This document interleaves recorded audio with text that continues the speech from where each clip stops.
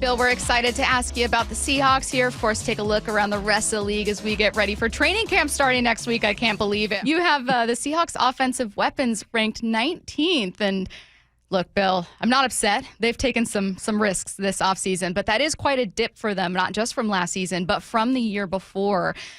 Where did you see the biggest loss? What lingering questions do you have about this year's group? Well, I mean, it's all about sort of how much are you willing to believe that the change in personnel around Jackson Smith and Jigba is going to pay dividends. I mean, this is a team that has made major adjustments, as Seahawks fans well know, and there's upside there, right? I mean, Cooper Kupp was a true number one upper echelon elite of elite receiver as recently as, 2 years ago? I mean, it's not like he's that far removed from that point of his career, but he's been injured pretty much nonstop or off and on. And I think it's hard to sort of gauge where he's at. I mean, I think when I'm trying to project this, I'm also looking at talent, but I'm also looking at the injuries. What are the chances that this guy's going to be healthy for 17 games, which is so tough? And then with the run game, we've seen Kenneth Walker do it for stretches. He obviously has incredible big playability, but, he hasn't been consistent. I think you're looking at maybe a guy who's sort of a boomer bust runner, which is fine, but you have to boom, and he hasn't boomed as much as I might like the past couple of years. So I'm hopeful, but also skeptical, which is probably reflects about a 19th place finish. Bill, I think it's unfair to ask Sam Darnold to just be an elite quarterback. I think he's a system type of guy. What type of season do you think is needed from Sam Darnold for this team to have some success in this year? Stable one. I think with Sam Darnold, the tough part at times, whether he's been playing in a bad situation or even in a good situation, is you don't know what you're going to get. And some weeks, Sam Darnold was awesome. I mean, Sam Darnold can spin it. He has a great arm. He's really he feels very confidence driven, which every player, every quarterback, is driven by confidence to some extent, but it feels like he's maybe more susceptible to that. When things are going well, Sam Darnold looks great. And when things are not going well and he doesn't trust his pass rush or his offensive line against the pass rush, and maybe he's made a mistake or two, Sam looks very scattershot. And so I think you want to see consistency week in, week out. You're going to have some moments where, you take sacks, you don't look great. That happens to every quarterback. But can you fight past that? If you make a mistake, can you come back out in the next drive and look good? The issue is not the arm with Sam, it's the head. And so I think keeping his head consistent from week to week and keeping him, afloat and keeping him with some level of confidence is going to be an important task for the coaching staff. And I also think for Sam himself. I really like that description of it, Bill, that it's not the arm, it's the head, because one of my favorite storylines that we've been talking about for the last several seasons is obviously that kind of quarterback reclamation project. And I think it's so important to clarify, you aren't just taking anyone and suddenly tapping into, some special season. A lot of the guys that have been subject to this, whether it's Goff, Baker Mayfield, Geno, Sam Darnold, had raw talent. They have ability. And I feel like sometimes that's just kind of overlooked when we tap into it. You just need that mix of great coaching too. Yeah, I mean, and with Kevin O'Connell last year, he did get good coaching. And I think it's, it's not like when people say coaching, I think they think about X's and O's. They think there are some incredible play calls that, a good offensive coordinator is going to dial up. That's a little part of it, but it's not like, I can watch Vikings tape and steal all the plays they have. It doesn't mean that I'm going to be a good offensive coordinator. It's so much of it is about game planning. So much of it is about just sustaining your quarterback's confidence. So much of it is giving them answers to what they're going to face on a weekly basis. And I think Sam Darnold had a lot of those answers last year in terms of just, okay, what kind of blitzes am I going to see? What are my answers? Who's my star player? How do I work off my star player? There were so many moments last year for the Vikings where it wasn't about, oh man, Justin Jefferson ran a crazy route and he got open and made a big play, although he does do that. But it was about, okay, I know how the opposing team is going to defend Justin Jefferson. This is what opens up based off of that. This is what opens up based off of, the manipulation I have of my wide receiver. And Jackson Smith and Jigba, I think, is a promising, a talented receiver. He's not Justin Jefferson, but it kind of has to be the same thing here, because we know when you're looking at the Seahawks, that's probably who the opposing defensive coordinator is looking at to stop. And so how are teams covering JSN? What does that open up for the rest of the offense? How does the run game impact here? How does the play action game affect here? And then how do you sort of make all of that succinct and actually tangible for Sam on a weekly basis? There's so much that goes into it, and I think Sam is capable, which I think is, maybe one concern we have with quarterbacks is just, can they do it at all? Sam can do it. We saw him do it last year. But again, can you give him those answers every week, and can you keep him confident and afloat week to week? Hey, but what do you think is going to, well, let me phrase that. There's a few guys in this league who are second-round draft picks who got guaranteed contracts, and Arroyo and Nicky Maguire are waiting around. I think they're trying to get the same thing. And Stacy and I have been talking about the likeliness of John Schneider actually giving them that guaranteed contract. We think that maybe they give them more guaranteed money. You think this is going to be a trend? Do you think that these early second-round draft picks are now going to require this and start holding out, or do you think this is just one-year wonder and we'll get back to business as usual next year? It sort of depends on how it gets resolved. I mean, if teams do generally give in, I think it will become a thing. If teams don't give in, I think it will probably be a one-year thing. My most likely explanation is that I think it's going to be somewhere in the middle. I think some teams are going to be willing to sort of say, okay, I'd rather have our guy in camp as opposed to, guaranteeing that deal or guaranteeing the full extent of the deal. And I think you're going to see other teams who say, absolutely not. We want to hold the line. It's a principle for us. I mean, at the end of the day, it just seems so stupid to me. I mean, these are guys who, they're already on bargain deals relative to what veterans make. I know they don't all hit, but the ones who do hit are such bargains that it's worth it. I mean, NFL teams pay millions of dollars when they get an opportunity to trade basically for a second, third, fourth round pick as part of a salary dump. Clearly, they see it as being significantly valuable.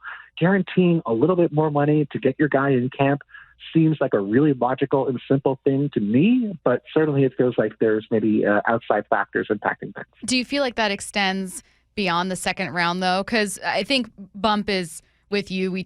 As he mentioned, we had talked about this previously, and he was like, I don't know, I would just do it. Like, Nicky Manwari is going to be playing for you. It's very obvious. However, there is that kind of area you get to where you go, okay, you get into the third round, like this guy might not even be on your team in 3 years, or maybe, so I do wonder where the cutoff is. Do you see that naturally progressing through the draft, or, influenced by kids having, agents and everything? Or do you see that maybe being for select second rounders and then that naturally being an understanding players have?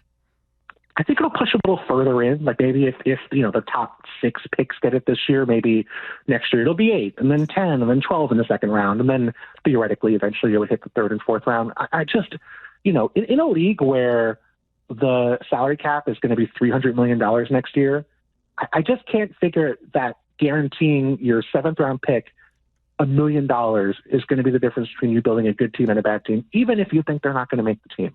I mean, it is such a low risk, low reward that even if you hit on one 7th round pick every decade, you're still making out ahead, even if you pay the other 9 7th round picks and they don't work out. It is such a bargain relative to how much guys are making in free agency, how much they're making as part of their contracts. A bunch of deals have happened over the past few days. Garrett Wilson, Sauce Gardner signed really good players. No issue with them signing. But I just think about last year where Marvin Harrison is going to make as much over the first 4 years of his deal as Justin Jefferson is going to make in 1 year of his deal. I kept going back to last year. I mean, it is a league now where the players who are really good get paid a ton of money, and it's very tough for the guys underneath too. And so if you're only potentially playing on your rookie contract, that might be your only NFL deal. I just think it would be, a logical thing and a fair thing in the long run, not this year, maybe in the next CBA negotiations, to fully guarantee all of these deals, even if it does mean, having some third, fourth, fifth round picks that you pay a few $1 million to don't work out. It's just, in the long run, it's still going to be a positive thing for your franchise if you hit on a couple. Hey, Bill, we're sitting here, and there are a lot of questions about this offense, right? Sam Darnold, you talk about his mind. Is his mind going to be right? This offensive line, Cooper Kupp, is he still has some gas left in the tank? But for me, one of the biggest questions is just Kubiak. Like, what's his reputation in the NFL as an offensive coordinator, and what should we expect here in Seattle? Yeah, I mean, he has a good reputation. Certainly, it's sort of, there's a Nepo baby element to it, right? I mean, his dad was, or his family members are coaches in the league for a long time. But a guy who is studious and respectful and smart, all of which are positives, obviously. His scheme is a little antiquated. Maybe antiquated is the wrong word. Maybe that's the thing I would say I'm interested to see. We have seen teams move away in many ways from sort of that classic Kubiak-Shanahan scheme that we saw, the 49ers with Kyle Shanahan when he first got there, when he was in Houston and Washington, very zone run heavy, play action, working off of that, trying to hit shots down the field. That's still really at the core of what he does. And so I guess I wonder, having seen Sean McVay's scheme, which was very similar to that in the past, really grow and expand to more gap concepts, more man run concepts. We've seen Kyle Shanahan's scheme adapt. We sort of didn't really get to see much in New Orleans because there were so many injuries. We did see them play really well the first couple of weeks on offense. So I think that's an optimistic side. But I just want to see what that run game looks like. How varied is it? Is it just his own run game? Because I do think teams are pretty comfortable stopping that now. And what kind of help are they giving the offensive line? I mean, I think what it came down to with John Schneider this offseason very clearly is that he thought our line, the players weren't the problem, the scheme was. And so by moving on from Grubb and hiring Klint Kubiak, I think you're going to see a scheme that tries to make life easier for the offensive linemen, more play action, more boot, trying to, sort of not have those linemen just be dropping back in one-on-one pass pro all the time, giving them some help. I think that's a smart approach, but we still have to figure out if the guys are any good. I think John Schneider made his case pretty clearly with the moves he made or didn't make this offseason outside of Nadell, the first-round pick. But I do think, we're going to sort of have to see if those guys can hold up for, 7-step drop pass protection on play action. Can I isolate part of your answer? And I know that we might get a little X's and O's and feel free to dive in. But, God, I forget who we were talking to, but he mentioned a similar thing where he was like, look, with Shanahan's scheme, like you do want to see it evolve, and you have started to see some weaknesses, and people have started to poke holes. And if you were to think of maybe an isolated example, it doesn't have to be like a specific team or play, but a way in which you've seen this scheme become weaker and a way in which you appreciate that someone like McVay has evolved it. So maybe an area where you've seen a step forward for that scheme. Yeah, so go back to the Rams-Patriots Super Bowl, which feels like it was yesterday, and yet it was almost, I think, 7 or 8 years ago now. Oh, the Patriots shut down the Rams and Jared Goff in that game. They put a 6-man front in the line, something they saw with Vic Fangio in Chicago when they shut down the Rams right after that crazy 54-51 game against the Chiefs on Monday Night Football. Again, that feels like yesterday, and it was years and years ago. But that was sort of a solution to really handling the outside zone concepts they were running, which goes back to, the Broncos teams in the 90s and Terrell Davis and all those guys, really a scheme that had worked well in a lot of places. The Patriots gave teams kind of a blueprint, and we saw the Rams struggle. Jared Goff really ended up losing his job and wasn't able to create out a structure that led to the Matthew Stafford trade. And then after they got Stafford, and actually really after they won the Super Bowl, that's when they sort of evolved. And I think you look at the run concepts they have now, they're much more of a duo team, much more of a power team. They went out and spent a lot of money on offensive linemen. They got bigger bodies on the interior. They traded for Kevin Dotson, who did a good job there. They signed Jonah Jackson to a big deal and then eventually changed their mind and traded them away. But it used to be kind of a faster, smaller offensive line, leading to more of stretch runs and zone runs to the outside, and they've now switched to more duo, more power, and all their play action concepts are built on that now. And so you don't have to switch altogether. It's not like you throw out your old playbook, but you just want to have answers. You want to be able to have solutions where if teams do feel like they can sort of take away the zone run, if they can get outside of your lineman and make plays, if they have a super linebacker who they trust to take away those cutbacks, okay, that's fine. Now you need to have other concepts in the playbook to go off of. And so I don't think it's about changing your scheme entirely, but just having multiple answers for the questions defenses are going to throw at you each week. Sean McVay has that. Kyle Shanahan has that. Be interested to see if Klint Kubiak has this year as well. He is ESPN's Bill Barnwell. Bill, we appreciate your time. We know you're very busy with the new baby. Congratulations again, and enjoy the rest of your summer. Thanks, Bill. Thank you so much.